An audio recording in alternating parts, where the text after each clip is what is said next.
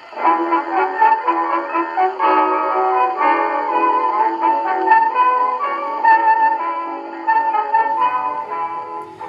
to another episode of Off the Menu. I'm Vincent Franchini from Tumblr House, here with Charles Coulombe. As always. How are you today, Charles? How am I? I'm pretty good. It's still a tad too warm, but autumn's coming.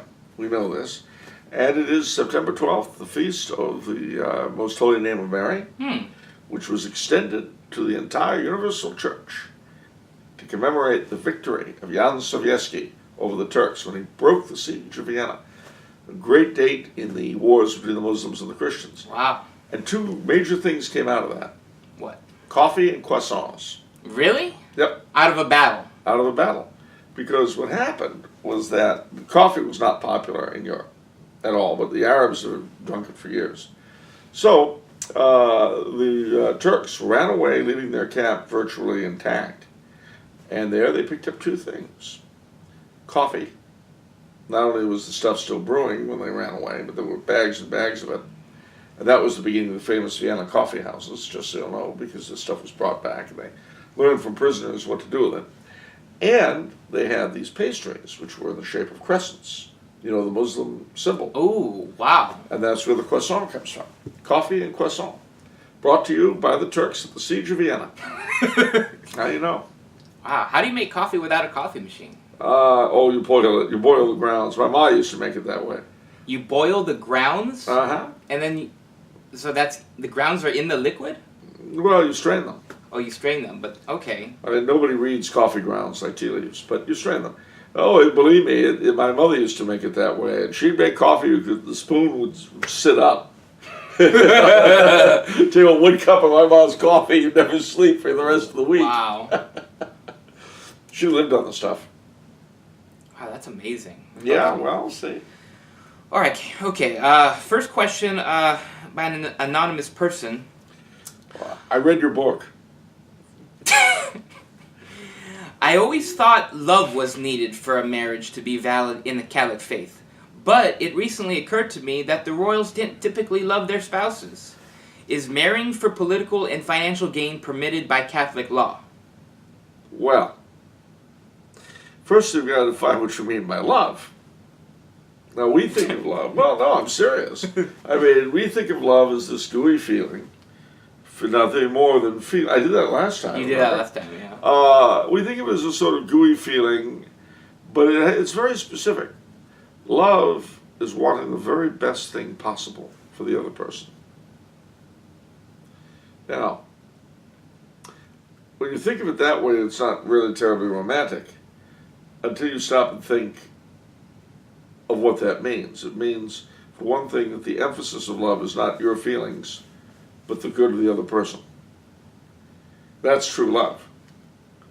You see, Unfortunately, in our society, we interpret love to mean the gooey feelings I have for someone, which are presumably in return for what they do for me. But true love is wanting the very best for the other individual. And of course, there are several kinds of love, as C.S. Lewis goes on in The Four Loves about.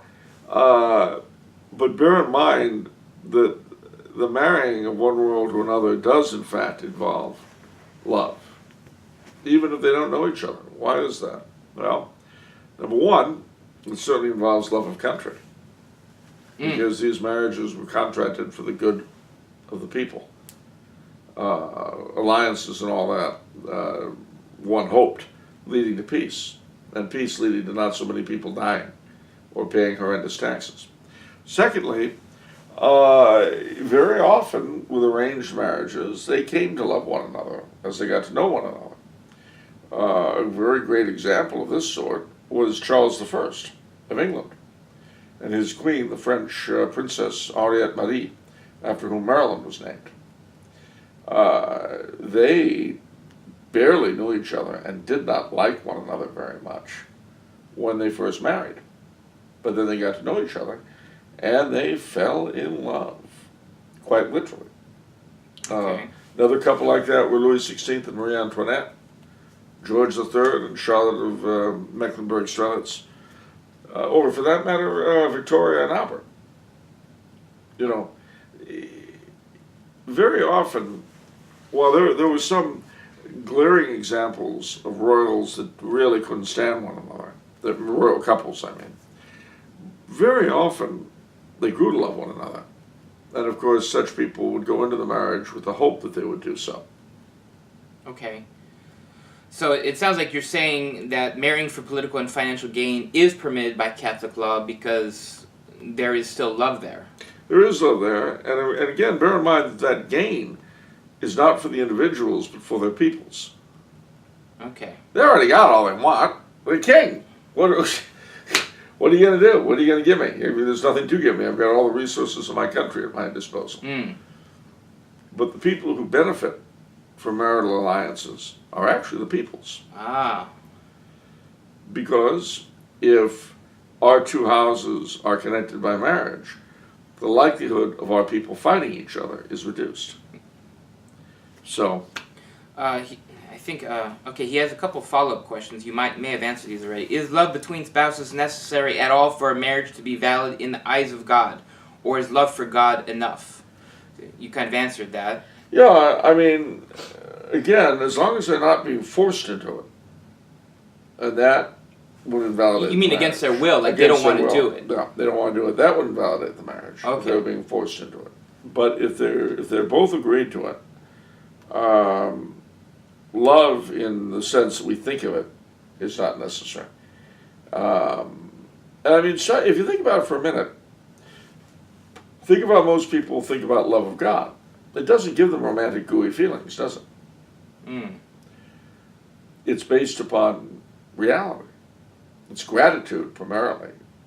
Your love of God would be based on, because He's your creator and your sustainer. Yeah. You know, you take one breath from one minute to minute because God wills that you should do so. If He ever stopped doing so, that'd be it. So, our love of God is not a romantic thing. It's based first on His creating us and His redeeming us, His dying for us, and all. It's all based on gratitude. So similarly, your love for your spouse in such a circumstance is based upon duty, because you have a duty to try to love her for the sake of your peoples initially, and then, you know, as very often as they got to know each other, it very much became for themselves. Though I remember reading how both George III and Louis XVI were considered very peculiar because of their love of their wives and their refusal to take mistresses. Wow. There's a reason that Europe was not the best of health in the 18th century. Yeah. Okay, Lucas Lee with the next question. Was there any relation between Tsar Nicholas and Our Lady of Fatima? You mean, did they know each other? I don't think so. But certainly, Tsar Nicholas epitomized and represented Russia, and an awful lot of the Fatima prophecies have to do with Russia. Certainly, she predicted the Russian Revolution, and that, as she put it, Russia would spread her errors throughout the world. That's obviously not the Tsar she was referring to, in terms of errors, but communism.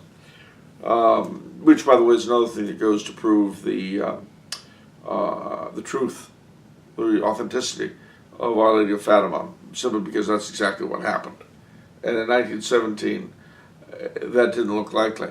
I think when the first or the last appearances were in October, and the Tsar was still on the throne. No, I'm wrong. He'd been deposed earlier in the year. But the last happened just before the communists overthrew the provisional government of Alexander Kerensky.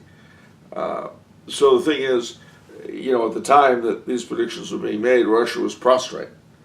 The Tsar had just been overthrown. The country was in the process of being defeated by the Germans.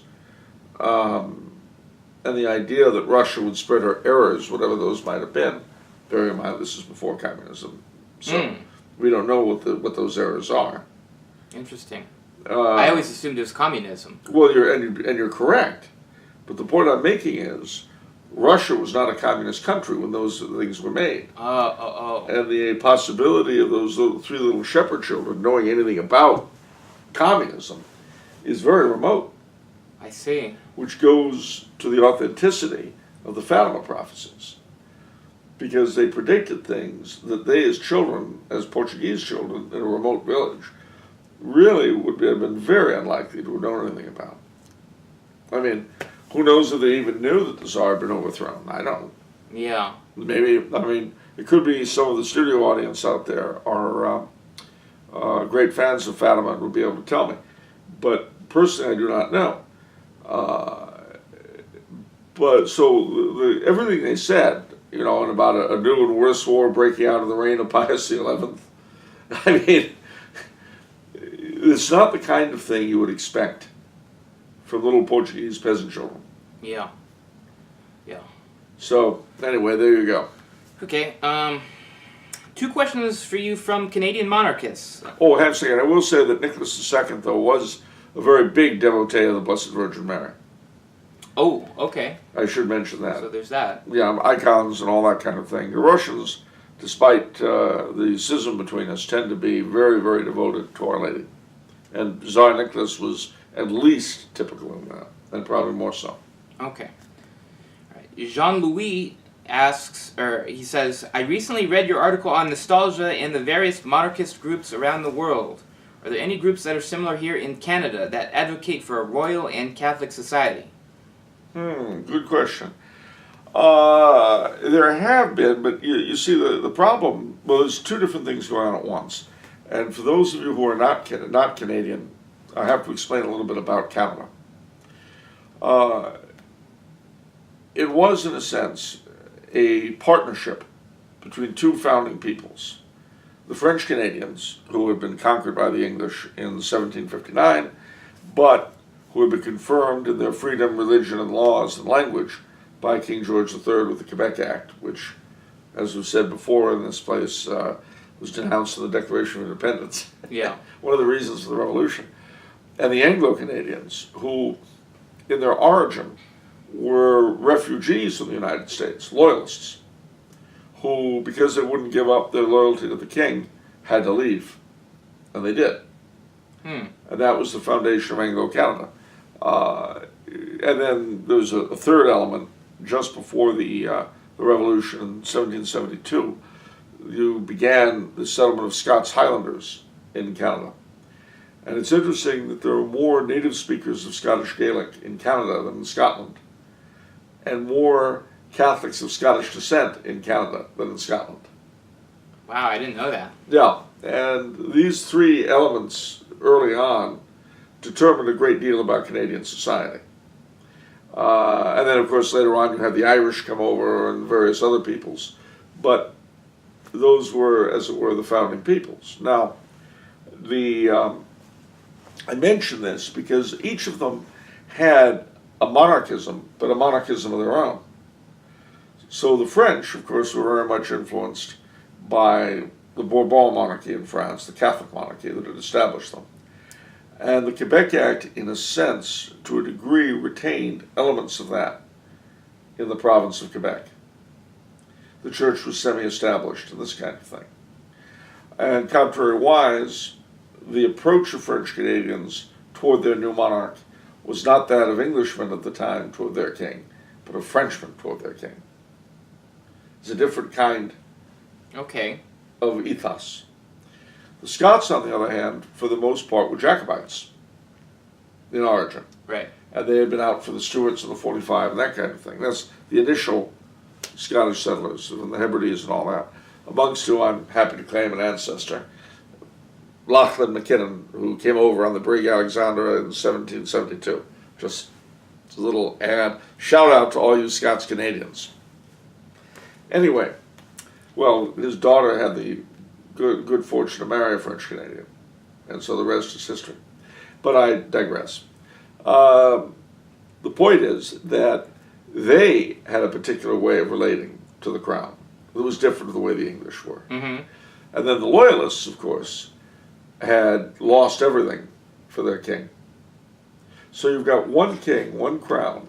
It's a veritable melting pot of monarchists in Canada. Absolutely. One king, one crown, 3 very different ways of looking at it. Yeah. And then you have the new Canadians, for whom coming to Canada loyalty to the crown is like down here, coming here and becoming all-American and waving the flag, though you're Italian or German or whatever. You need to show that you're a great American, so you wave the flag and, get into that. Well, that was how loyalty to the crown was in Canada. And it was pretty much that way up until World War II and even after. You had the attempt to create a new Canadian nationalism without reference to the crown. And that was seconded by an attempt to build a French-Canadian nationalism. And the funny thing is, there had always been a French-Canadian nationalism, but it was Catholic. And it was anti-English, but it was loyal to the crown. That's an interesting thing. It didn't like the English at all. Yeah. They were Protestants. They spoke that funny language that you and I are battling in. And by the way, for those of us who may be listening and are French-Canadian, people who speak English can't really speak. It doesn't mean anything. That's what I thought when I was little. Wow. My great-uncle Donald told me that. It's pretty snobbish. You think so? We thought it was self-acceptance. Anyway, seriously. So, in those days, Quebec was the most Catholic area in North America, without a doubt. But then came the 60s. And isn't it amazing how many times in any area you say then came the 60s? And it's all about how everything went to crap. Well, in Quebec, you had what was called the Quiet Revolution, the Révolution Tranquille. And very swiftly, in the wake of Vatican II, and part of it was because our clergy was so bad, everything collapsed, including the birth rate, which is why from that time on, French-Canadian nationalism became very secular, very anti-Anglo in a way it had not been before. Because from being annoying and un-Catholic and all that, they became a physical threat when we stopped breeding. Kind of like the Mexicans have become in the United States, and for the same reason. Right. That's why when I talk about the immigration issue here, I've seen this story before in Quebec. All right. So, there's something similar happened with the Anglo-Canadians in the Quiet Revolution, and that is that their identity was, shall we say, severely compromised. And it's odd because ultimately the deal between the first Canadian nations, the English, the French, and as I say to a degree the Scots, was that despite their differences, they didn't want to be Americans. That was the uniting principle? That was the uniting principle. And to a great degree, it remains Canada's biggest principle. Well, we're not Americans. And that, it's a different way of being North American. But there's also a very great philosophical underpinning to it. Because Canada was conservative in a way the United States simply were not. You heard me say before that what we call, in the United States, we call liberals, the Latin Americans and the Europeans call socialist. What we call conservative, they call liberal. What they call conservative, we don't have. Well, it's true, we don't. But they do in Canada.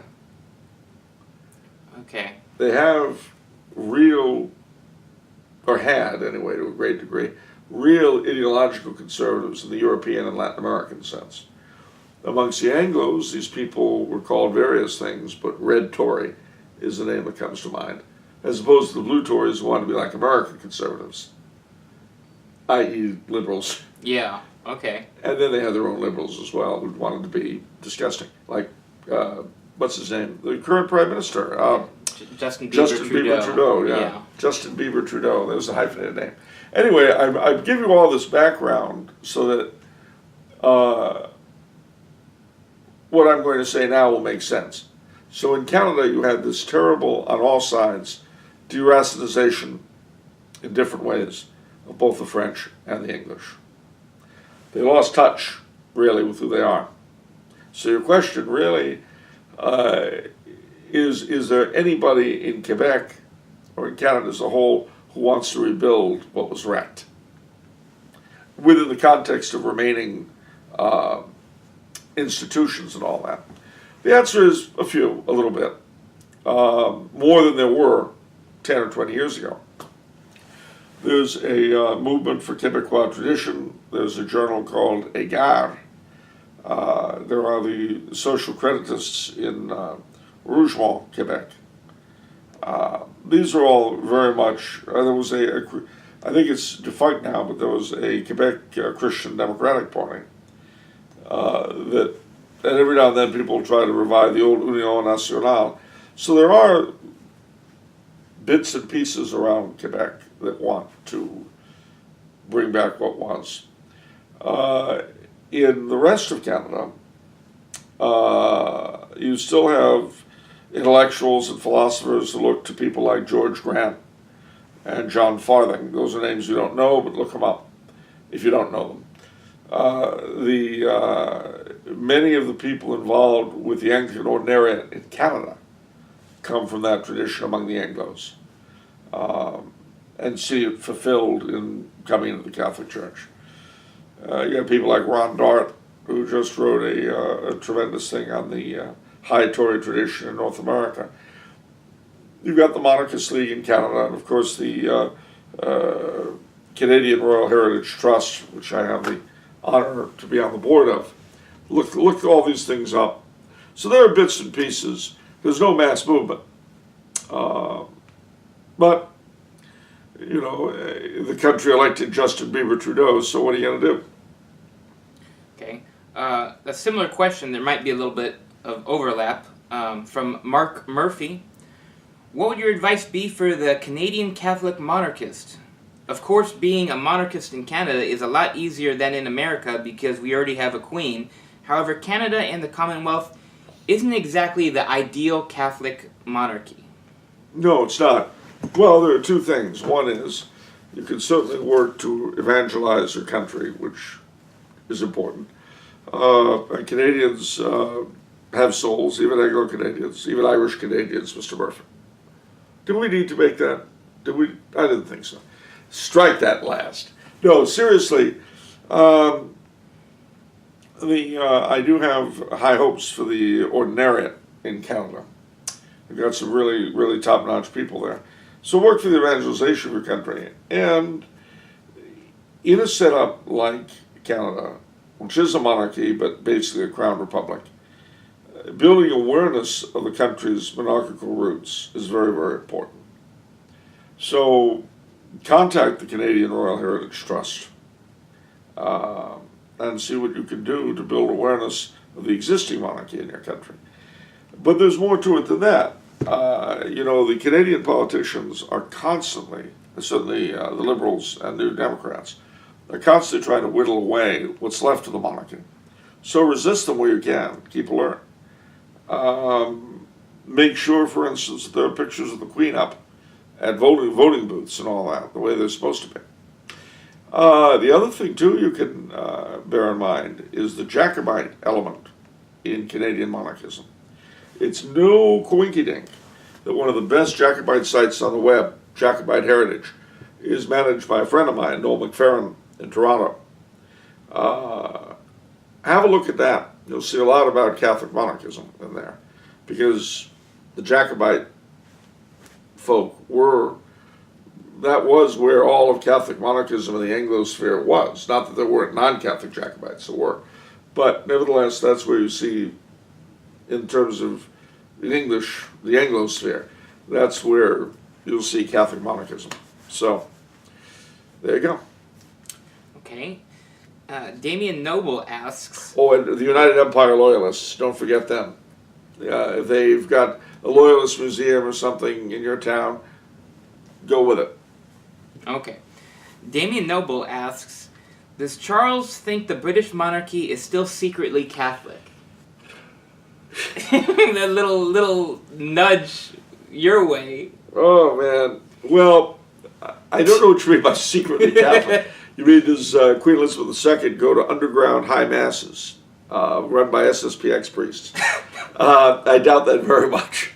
However, what I would say is that the British monarchy, like the Scandinavian monarchies, like the Spanish monarchy, is Catholic in its roots. And the signs of its origins are all over it. It would be very hard, I think, for an incumbent king or queen to miss the fact that most of her predecessors were Catholic, and that the origins of everything he does, in, may it be many years hence, are Catholic. Certainly, it has produced. Apparently Edward VII converted on his deathbed. Padre Pio believed the same had happened to George V. George III was certainly, until the American Revolution turned him against the idea, was certainly very pro-Catholic.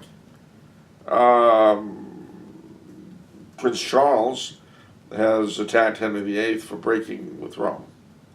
So, is it secretly Catholic? Not in the sense that you get from watching TV or reading books. Not any books, but crime novels. But certainly, it bears the remnants of its Catholic origins. And I can only hope and pray that it one day returns to them. Okay. Next question is from German Conquistador. Really? Love that name. Does that mean he conquered Germany, or that he was a conquistador who was German?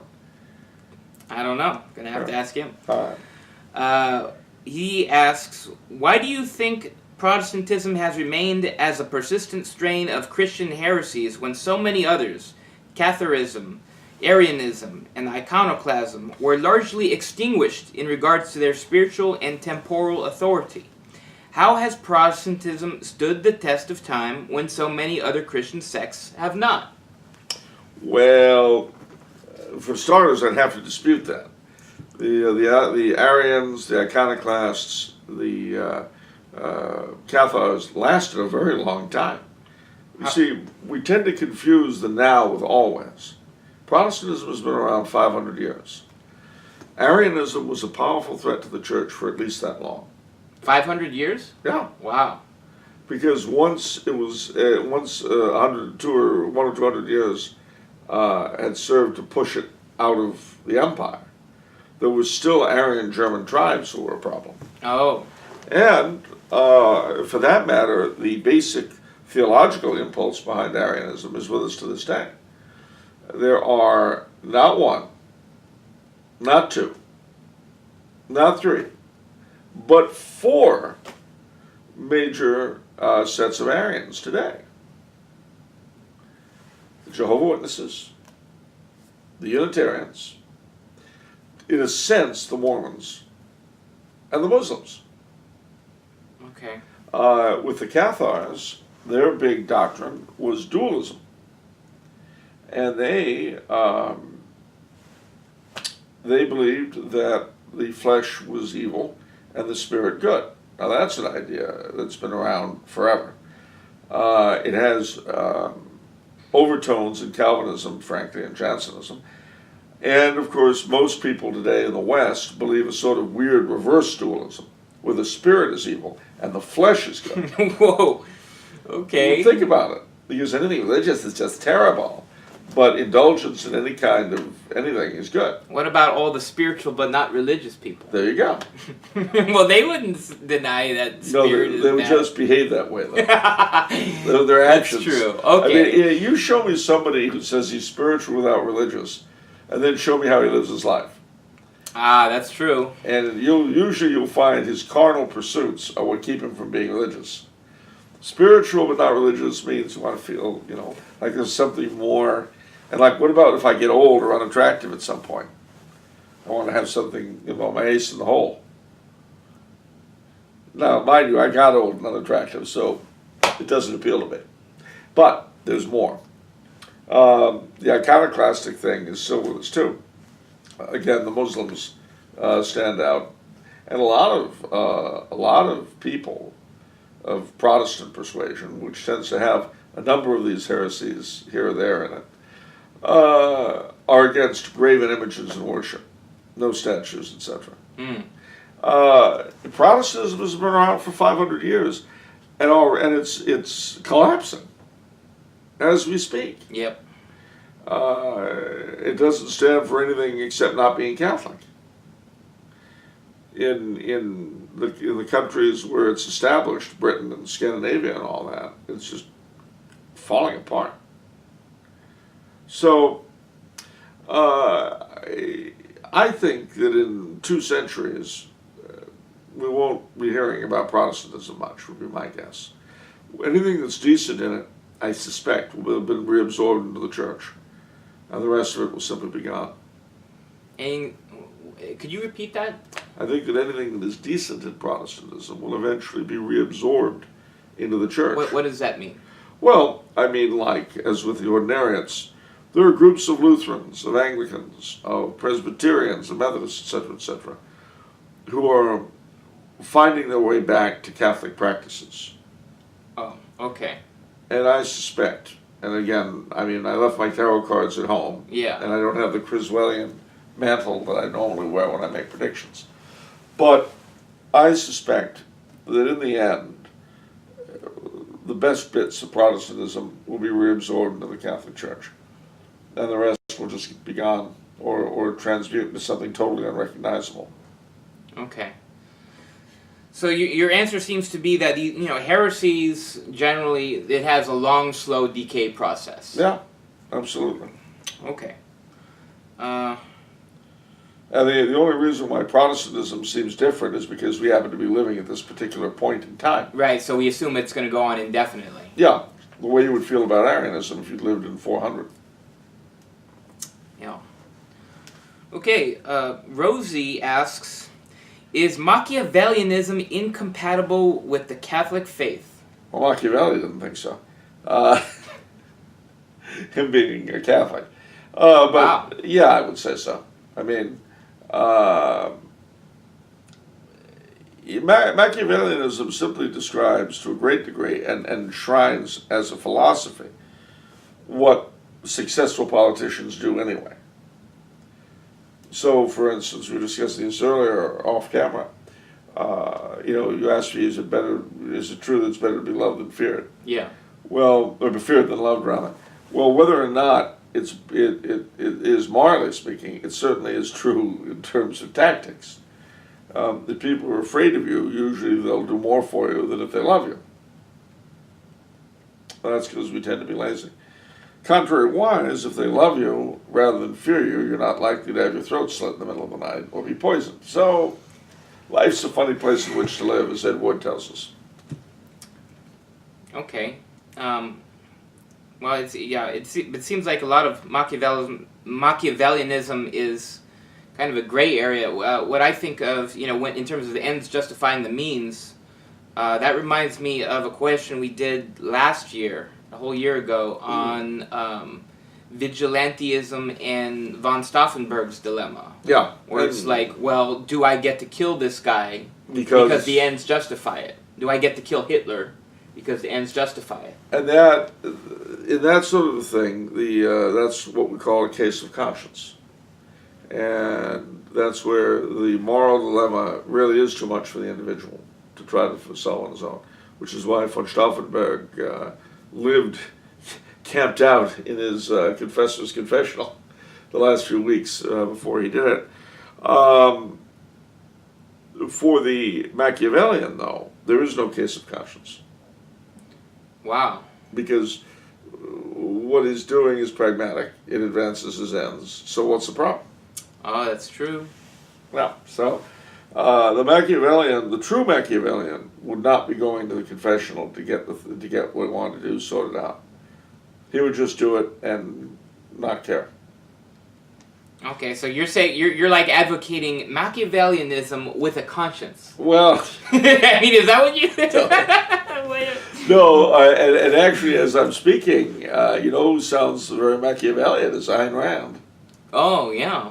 Okay. I never thought of putting the two of them together before, but it suddenly hit me this second. Maybe. I don't know.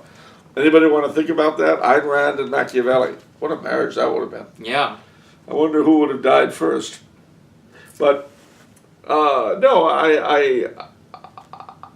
Machiavelli encouraged the prince not to have a conscience. Oh, okay. And not to scruple at anything he did. So part of Machiavellianism is not to have a conscience. Yeah. Ah. Okay. Okay. Christian has two questions for you. His first question: what are your thoughts on what seems like a hyper no-judgment phase running through the church? Is there such a thing as rightful judgment? And do we lose sight of morals and teachings when we always stick to the no judgment line? It's not really for me to judge.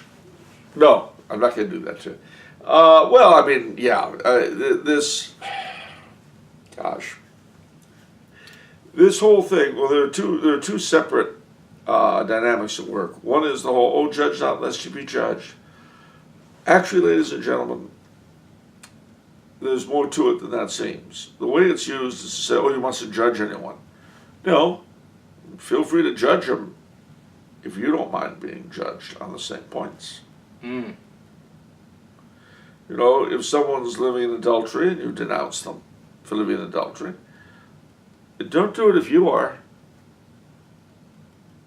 But if you're not, have at it. If your own behavior or thinking on this or that point is spotless in the area that you're going to be denouncing the other fellow, have at it. But you better make sure it is. Adultery is easy. But think of all the sorts of behavior we like to jump on people about. I don't want to mention the Holy Father's name, but how many times do his insults seem like they describe him better than the people he's trying to insult? Okay. Don't do that. However, that's one side of the dynamic. The other side is that notice that the people who talk the most strongly about not judging get very judgmental indeed when it's something of personal importance to them. Of course. Then all of a sudden, non-judgmentalism flies out the window, and you better do what you're told, worm boy, or you'll be punished. So, I think that the odd thing is that as so many churchmen and hierarchs have gotten more and more on and on about non-judgmentalism, they themselves have become increasingly nasty and jealous of their positions. Again, I don't want to bag on the Holy Father, but it was interesting to me that in his latest address to the Curia, and we all know this is not, by the way, ladies and gentlemen, a sniper, and it's just the way it is. His Holiness has been having increasing difficulty in dealing with the Curia. Just the way it is. Part of it, I suspect, is because he never particularly liked them, and he never tried to figure out how they worked. I don't care who you are, when you come into an organization, if you don't try to get some feeling for the people who are going to be working for you, you're going to come to blows with them. It's just the way it is. It doesn't even matter what the matter is. You're going to have problems. So what does he do? In his address to the Curia, he felt it necessary to quote Vatican I about the complete, total, and immediate jurisdiction of the Roman Pontiff. I haven't heard any pope quote Vatican I on that point since Paul VI. And yet at the same time, he's supposed to be the Pope of non-judgmentalism, of Amoris Laetitia and all that. Well, this is the problem, ladies and gentlemen, when you personalize everything, when you make it not about the faith, but about you. So, judging is fine. Discernment is a gift of the Holy Ghost. But don't you be judging unless you yourself can withstand that judgment. I've got a couple other things come to mind in terms of dealing with judgment. The first one I'm thinking of is from the Parson's Tale, available at tumblerhouse.com, on sale. With a foreword by Charles Coulombe. Oh yeah, you did write that one. I did write that one. I didn't write the book. It was Chaucer who wrote it. Yeah, right. Chaucer. But he says, you hate the sin, not the sinner. Correct. So in other words, you're judging the sin, not the person. Not the inherent quality of the person. What we tend to do today is the opposite. We love the sin and hate the sinner. Right. And then this connects to, I read I think a spiritual treatise by St. Vincent Ferrer from Loretto Publications, the fine people of Loretto Publications. I did not do the foreword. No, you didn't do the foreword on this one. But he had an incredible line when you're looking at other people and you're judging. He says you don't know the graces that they got. Maybe they're totally impoverished with graces, whereas you have a ton of graces. Yeah. You don't know what's going on with their spiritual. Maybe they don't have the same wealth to draw upon as you do. That's true. So it is a very iffy thing. The thing to bear in mind, though, is that while you can't judge the person, you must judge the sin, Yeah. the behavior. And the church gives us guidelines to do that with. So that's why, if someone says, oh, well, who am I to judge? And their position of authority. Well, if not you, then who? Yeah. Me? I'm my mother's son. I can judge anybody. Yeah. But this whole non-judgmental thing, it's gotten very, very silly. The more so because, as I say, those who are the loudest in attacking judgmentalism tend to be the nastiest when their own perks are under question. So. Yeah. Okay. For our last question. Oh boy. Christian would like a little dating advice. Oh gee. What's one bit of advice you would give on finding good, decent, preferably virgin women? Go to the slave market in Tangier. No. Oh no. Oh, ladies and gentlemen. All right. Okay. Go to places where such ladies would be interested in going. That's all I can tell you. School, church. A good friend of mine met his wife, now wife, she wasn't his wife then, obviously, at an Art Deco Society ball in San Francisco. Look at your interests. What kind of girl is it you want to be married to? If you'd be interested in a girl who likes the Middle Ages, then hang out at the SCA. If you'd be interested in a girl who's into knitting or that kind of thing, go check out some craft works. But above all, pray to God to send you the right person. That's it. Because if you do, the right person will come along eventually. If you go on a wholehearted anybody will do search, well, you'll get somebody possibly, but it may not be what you want. We are so unwilling to leave these things in God's hands. And of course, by the same token, don't just sit in front of the computer screen all day, binge watching off the menu the whole weekend. Mind you, I don't say it's a bad thing to do with your time. I wouldn't do it, but get out there, pursue your interests, pursue your faith, say your prayers, and sooner or later the right person will come along. And you can skip the slave market in Tangier, I think. So you're not an internet dating person. CatholicMatch.com? I really don't know enough about it to have a decent opinion. One friend of mine actually got a wife that way. Mm-hmm. I don't know. I've never, having grown up in the 60s and 70s when online dating was the stuff of sitcoms, I'm the wrong person to ask. Mm-hmm. Okay, well, that's it for the show. If you enjoyed listening to Charles, please remember to subscribe to the Tumble House YouTube channel. If you'd like to send Charles a question, you can do so through the Tumble House website, the Contact Us page. Alas, we can't promise that every question will be answered, but we can promise that those questions that are answered will have a response. Yes. Huh? Anyway, that didn't really make any sense, did it? It made sense. The questions that we respond to will have responses. Well, there you go. That's true. All right. Well, God bless you all, ladies and gentlemen. Thank you for watching. See you next time.